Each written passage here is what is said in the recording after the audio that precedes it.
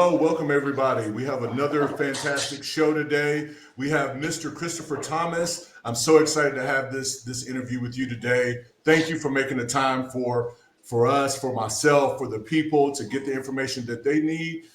Christopher, if you don't mind, tell us a little bit about yourself and give us a preview of this conversation, maybe. And we're going to get into some details about who you are and how you've added so much value to the community.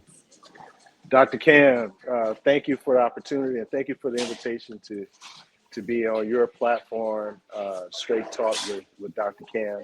And thank you for what you do, to add so much value, to folks and having them to think differently, to gain wealth, as Absolutely. well in so many different ways. So my name is Christopher D. Thomas. Many people know me as the BrandMaker. I'm a marketing consultant and have been in the space of marketing and branding and public relations and media for seemingly to be all my life. Okay. However, professionally, I've been in for almost right about 29 years. Mm-hmm. And have owned an agency for a little over 22 years. Wow. I like to say that when people ask me what, brand marketing is so broad, right? That's a broad term. And so what I pride myself and what as an individual and also through our agency is that we simply help people elevate their voice. Wow. We help people elevate their voice, and especially those folks in businesses, entrepreneurs, and brands that are doing more for humanity, doing more within the areas of sustainability, in the area of helping, And when I say humanity, I look at it as more than humankind. Thinking about, I'm wrapping in that the everything that affects humans. We got, environment. We have, like I said, sustainability. We have our animal life, around us, as well that helps support, humanity, and we're to. It's an exchange that we're doing. It is. We got to have balance. Yeah.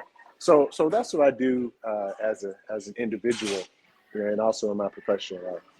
Gotcha. Thank you so much. So I want to kind of just jump into it. So you're the brand maker. You've been doing this 22 years. How did you start, and what really kept you going in this process? Because I know branding is a very challenging thing, trying to get people to go to the next level. As I know from my own business.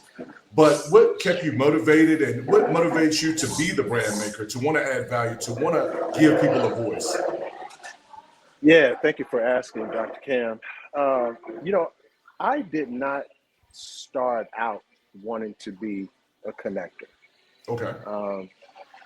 In fact, I was that shy kid. Wore big glasses. Some would have called.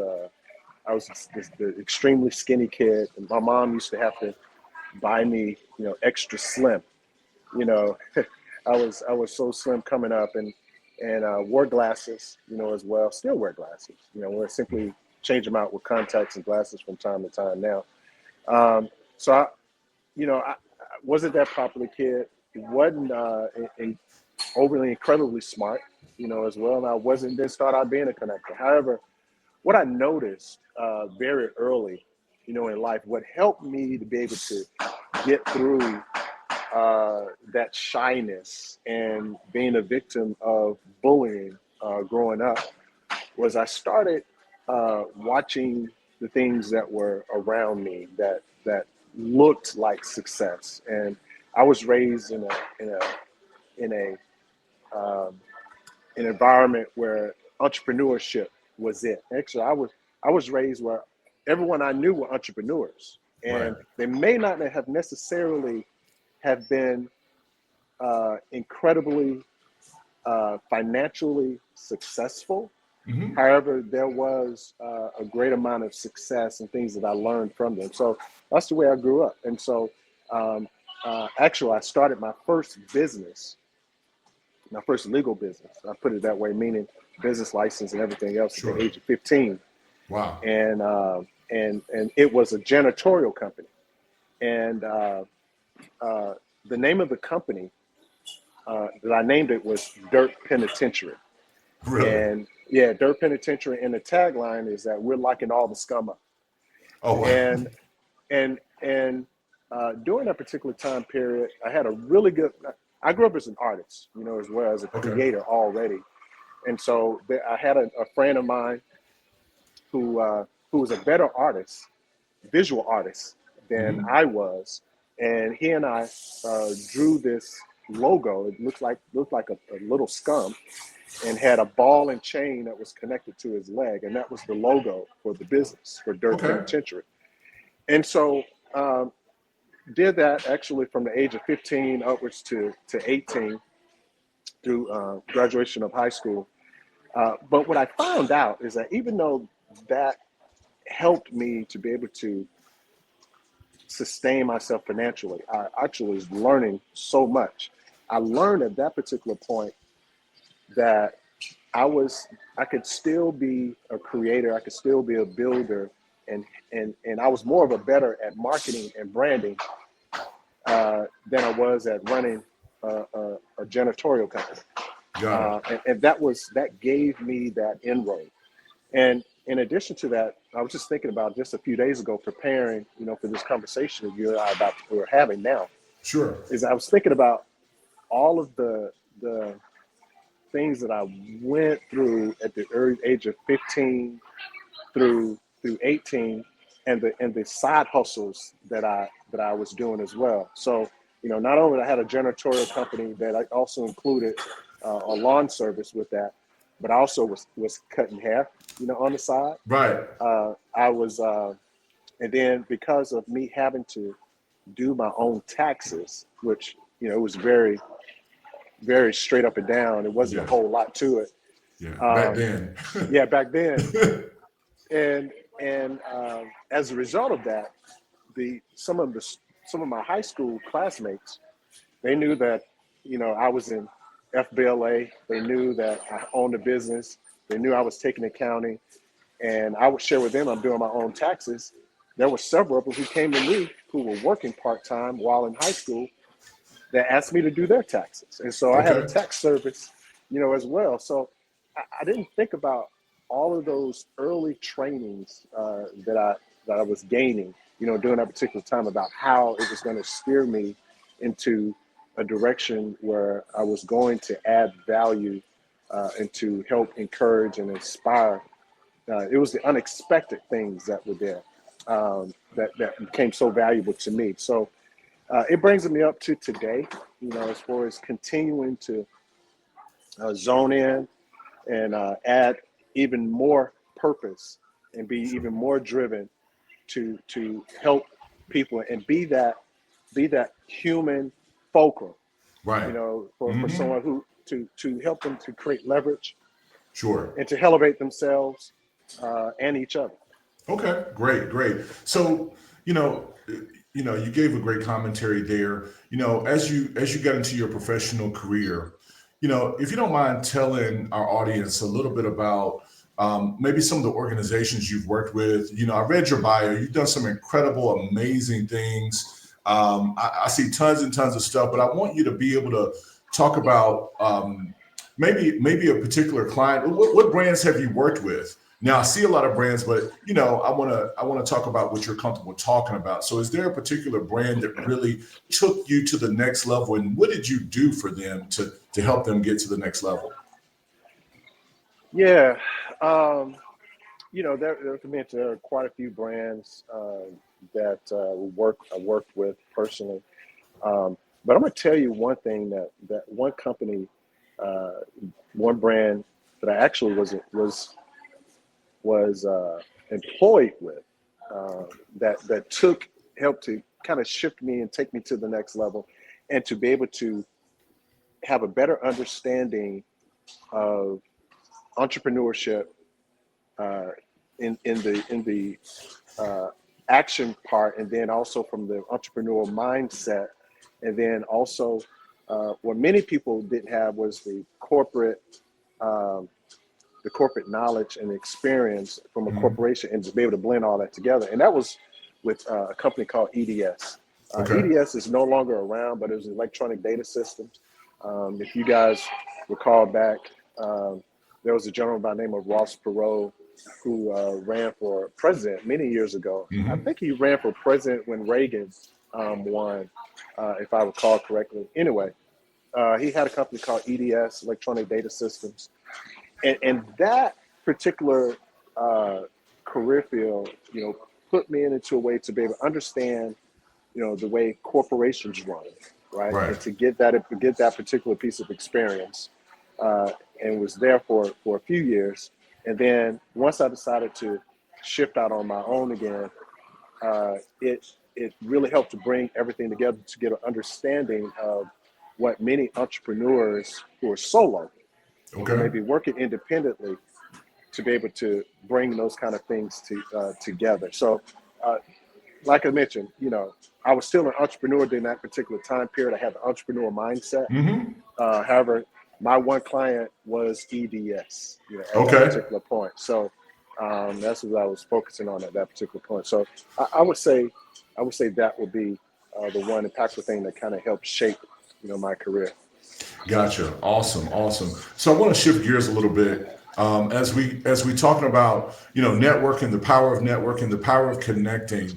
Could you give us some insight on the power of network and how it's helped you get to the next level and accomplish your goals strictly by knowing the right people and knowing new people and the willingness to kind of get out and connect? Can you talk about that a little bit?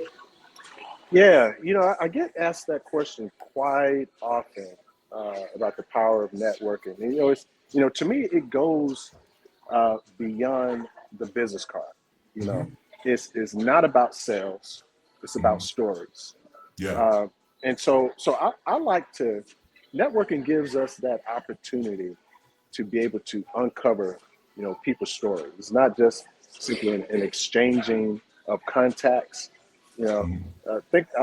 I kind of I try to keep in mind, you know, uh, how random conversations can turn into an inspiring, interaction, and Hmm. also led to opportunities, and also, new friendships.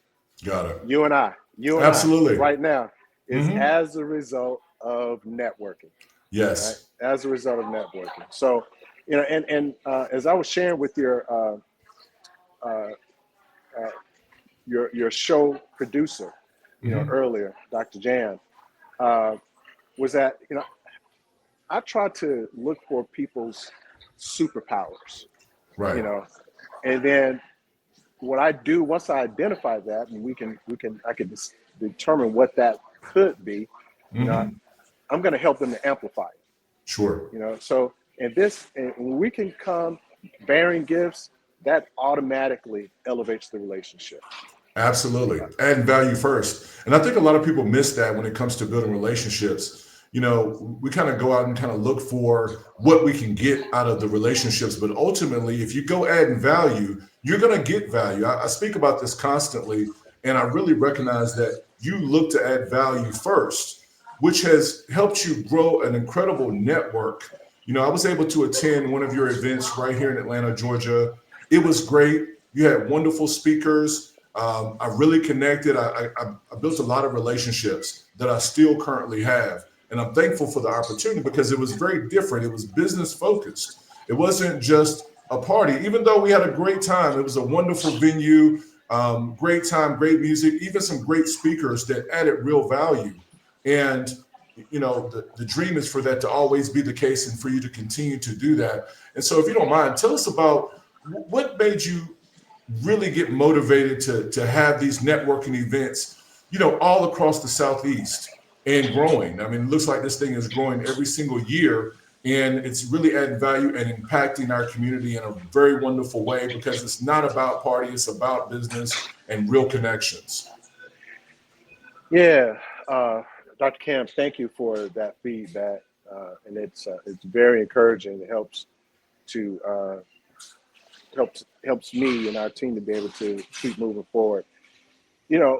I do believe that when I realized that that what I have or who I am is a piece of the larger puzzle, Yes.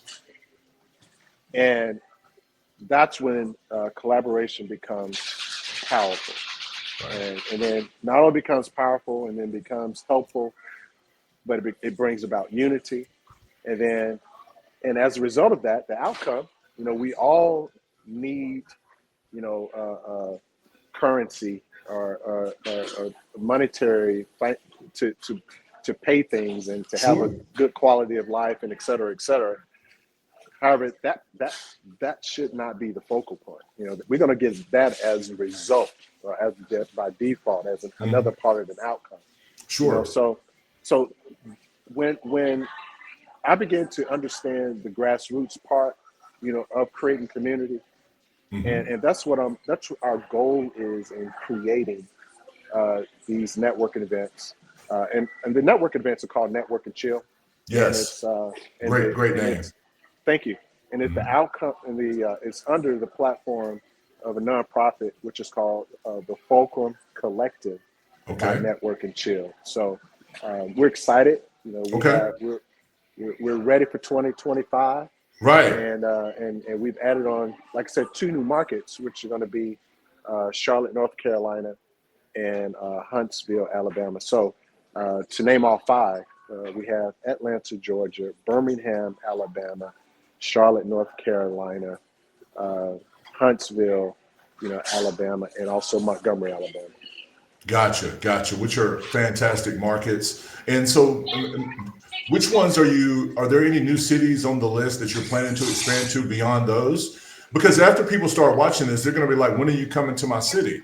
I mean, the event, I think you're being very modest. The event is kind of lit. I mean, I don't want to downplay it, right? It's an exciting event, and I think people will get a lot of it, get a lot out of it if they come out, really come with a good heart and look to add value. They're going to find meaningful connections, and I think you're playing it nice and cool, like it's not lit when it is lit. So I love the modesty, but I'll sing the praises. I was there. It was a great venue. It was a great investment, and I encourage everybody to become a part of Network and Chill and show up and add value to those networking events, because ultimately one person can change your life. And I think that's what you're Absolutely. really saying. Connecting the dots, bringing people together can really change lives, can really give you opportunity. My dad always said, you never know who's holding your blessing. Mm. Right. And that was a powerful statement to me. It really helped me navigate my whole life and stay open to everyone. You never know who has your answer. And so it's about building relationships but you get more from ultimately adding value. So again, are you looking to expand, or are you going to focus on those areas this year? And what is the next evolution, or is there anything new that you're going to add to the actual event itself? Yeah, thank you for asking. So last year we were in 3 markets, and so 2025 we added on 2 new markets, which are both Charlotte, North Carolina, and Huntsville, Alabama. So those will be the 2 new markets this year. Mhm. We have not produced an event in those 2 markets as of yet. This year will be the first for Okay. 2025, and so moving forward, like I said, we're creating a community. So what we're finding is that we're creating rooms and attracting some dynamic leaders, Mhm. right? We're attracting some dynamic leaders, but what we found, and then what I've realized, is that most of them feel isolated, Wow. and so despite their outward success, Yes. so so so the Fulcrum Collective by Network and Chill, it was created, it was born to combat that loneliness and to Hmm. be able to harness that collective energy. So, Yes. so those of you who are watching, if you want us to come to your city and state, please contact me directly. You can DM me on Instagram on the handle that's actually on the screen. Uh, and I'll be happy to discuss it with you and what we could do to come to your particular city. Absolutely. And so I heard you mention Fulcrum. Um, Give us a little bit of more about Fulcrum and what the goal of Fulcrum is and how it connects to Network and Chill and how they ultimately work together. What is it? How does it work and how do people get value? Yeah, so know that your entire viewership and your audience are all, experienced, but simply to tell the story. Uh, the concept of fulcrum is that pivot point that that amplifies leverage. So think about when we were younger, many of us played on the seesaw, Yes. and so on the seesaw you have one person on each end, Hmm. right there in that middle point where that bar or that point to hold up. That's that support point. That's that pivot point. And Yes. so our goal for the Fulcrum Collective is to be that pivot point that helps amplifies the disadvantaged professionals and entrepreneurs, and to give them that leverage that they need. So the Fulcrum Collective, you know, is that pivot, as far as in people's lives, where their connections multiply, their ideas gain momentum, Hmm. and their entire communities, get lifted. So that's the Got you. purpose. That's the purpose behind the Fulcrum Collective. Got you. So when it comes to I heard you mention disadvantaged. What does that mean from your perspective, and how does that? Maybe just explain that a little bit more for the audience. Yeah. So what I mean by disadvantage is really in every term of it. Okay. Disadvantage from from economics. It could Okay. be disadvantage from a race, gender. It can be disadvantage from maybe knowledge, Hmm. as well. Uh, and so that's what I truly mean from a disadvantage standpoint. It could be someone who's a veteran, as Sure. well. Can also that they're also at a disadvantage, as well in many particular ways. So that's who we're giving the support to, and that's who we're looking to help transform their mindset, their lives, their careers, and add so extreme amount of value to them. Got you, got you. And of course, at the end of all this great networking, there's some money at the end of that. And I love that you care about bringing people together. But at the end of the day, we're coming together so that we can collaborate, make more money, and get to the next level. And that's what I perceived when I was at the actual event. It wasn't something that was overstated, but it was definitely, in my perception once I got there and was networking with everybody. The caliber of people were very, very high level people. So when you said disadvantage, it almost threw me off because there were so many successful people there. And I guess there are some disadvantages even when you are successful, and that could be ultimately connecting the dots with new people. Because a lot of Yeah. times success can alienate you from the bigger groups because it's really hard to find people that have the same mindset. And so how do you address that typically? And I'm happy that you stated that. I was just on the phone earlier, and an associate of mine happens to be a black female, and I've known her for, wow, well, maybe about 24 years or so. And she stated to me, she's actually in a crossroad, as far as in life, stepping over into another arena, actually, to add more value to a whole nother group. And we were talking. She said, "Chris, you know what? I need." And we talk, mainly by social media. We haven't Hmm. talked in maybe, in about a couple of years. However, the thing about it, she said, Chris, I need to reach out to you, she said, because you are one of the few people that I know personally Right. that has been very encouraging, to me. And it really just blew me because, this woman she spent 13 years with top, um, one of the top consulting firms, on the globe. Yeah, absolutely. And she is a leadership role, within, within that particular company. Mhm.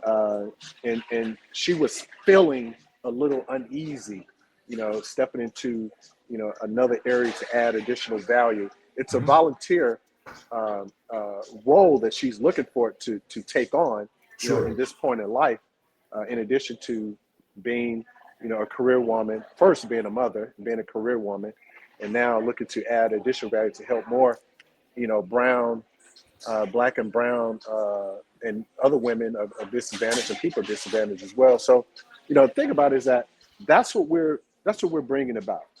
We're bringing about. So the thing about it is that you have professionals, you know, Mhm. individuals, solopreneurs, who have so much value to bring, who outwardly are successful, Right. who are successful. Internally, there are so many other things that are happening. It could be doubt, it Mhm. could be fear, it could be, I know what I've gone through. I don't want to go through that again. So there's a little bit Right. of maybe some procrastination. It could be that there's another syndrome. I can't think of the actual term right now. Imposter syndrome. That's the Mhm. term I'm looking for. It could be so many things that individuals are going through, and it's okay. We're humans. Right. We all have our challenges. We have our weaknesses, but we have so many other areas of strength to add as well. So we collaborate with that and bring that together.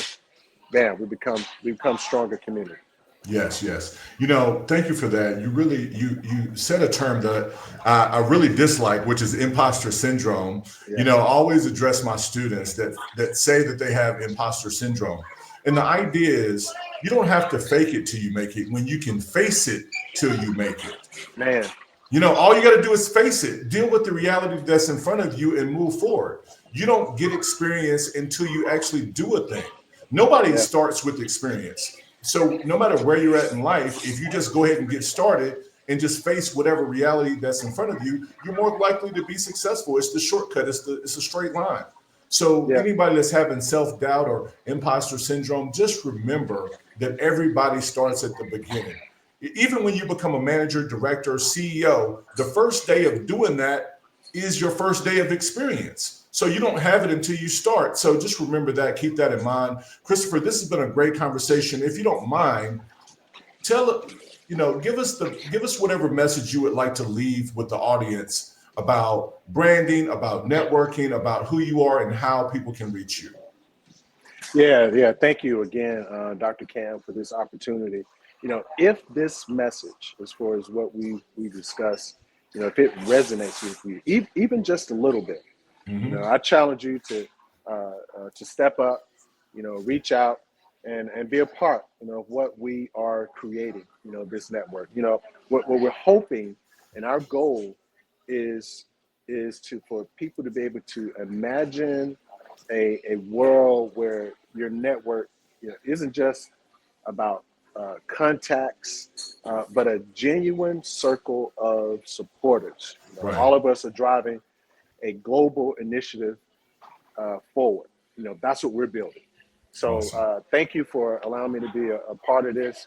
I'm happy to join in, as your Yes. tagline at the bottom says, joining in the revolution, Yes, to achieve yes. and achieve some greatness. Absolutely. So we're just looking to add value to our community and to everybody that is looking to get new value and new perspective. So once again, Christopher, BrandMaker Thomas, thank you so much for this great conversation. We look forward to more because as you grow, we want to grow with you and we want to stay connected. And we're also, maybe we can even do a live broadcast at one of these events. That would be amazing to kind of get into that later. So I look forward to it. And also, I want to let everybody know I'm a part of Fulcrum. I'm a part of Networking Chill. This is a great event. Make sure you get connected. Make sure you go. Make sure you, if you're looking to get this set up in your city, if you want to be a host, if you want to be a partner, please reach out to Christopher so that we can get this thing going all across the country. And so once again, thank you so much, sir, for your time, and have a great day. Thank you. Have a good one, Cam. Thank you for allowing me on your platform. Have a great day. Absolutely. Absolutely. Thank you.